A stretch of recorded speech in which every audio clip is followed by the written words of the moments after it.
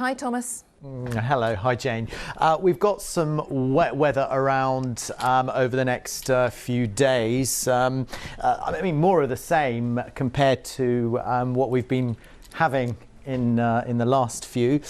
Good afternoon. It was another very wet and very windy start this morning, but it is an improving picture through the afternoon. This was first thing down in Kentish Town, gloomy skies, heavy persistent rain, but it's been clearing, the cloud breaking, some glimpses of blue sky developing. This afternoon it is going to be drier with some bright, some sunny spells, but we're hanging on to that rather fresh westerly breeze. Hello, a very good evening to you. I hope you had a lovely day. Well, most of us are probably hoping for a bit of dry weather now. This one is after more water, having a riot there. Now, there's a little bit of rain and cloud around overnight tonight, but not everywhere. And then tomorrow should be pretty dry with some sunny spells. And into Saturday, a chilly start, but again, mostly dry at the moment.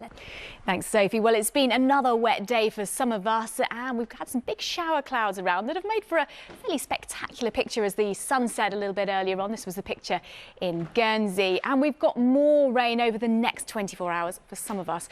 Not everywhere, but the Met Office have issued an amber warning for heavy rain across parts of eastern Scotland, particularly Aberdeenshire, Angus, Perth and Kinross as well. And that's during much of Friday. So let's take a look at the expected rainfall that's going to accumulate just over the next 24 hours.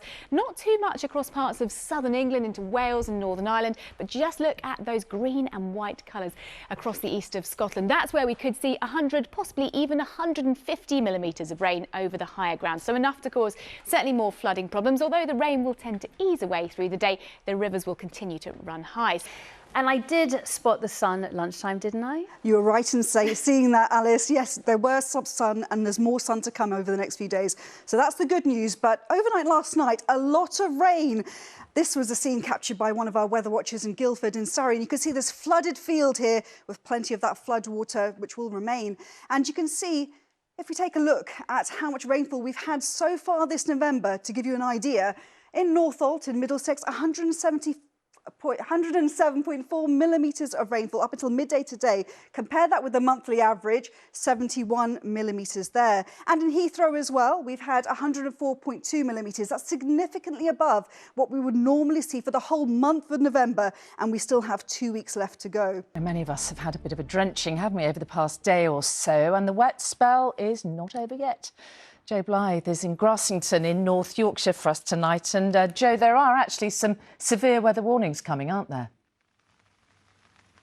Thanks, Mary. Yes, there are. The Met Office has issued its first amber rainfall warning of the season. The UK's seen some yellow warnings over the last 24 hours, with flooding experienced in the south as rains move northwards. And here in Grassington, in the Yorkshire Dales, it's been raining heavily all day, and there'll be more rain for northern England tonight, but our focus overnight really shifts to eastern Scotland, where heavy rain is likely to cause widespread disruption and flooding as we head into Friday. A bit more detail on those warnings for tomorrow. Yellow remains across northern England and eastern Scotland through tonight, but by dawn England will tend to ease off with the rain.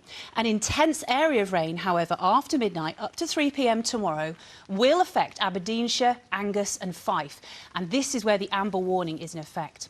Rivers will be running high, there's the potential for flooding, road conditions will be very, very difficult, and there could even be some power cuts and damage to property in those areas, but it will ease off by the end of tomorrow in that area. It's probably a really good idea to visit the Environment Agency website and sign up for flood warnings if you live in a flood-prone area.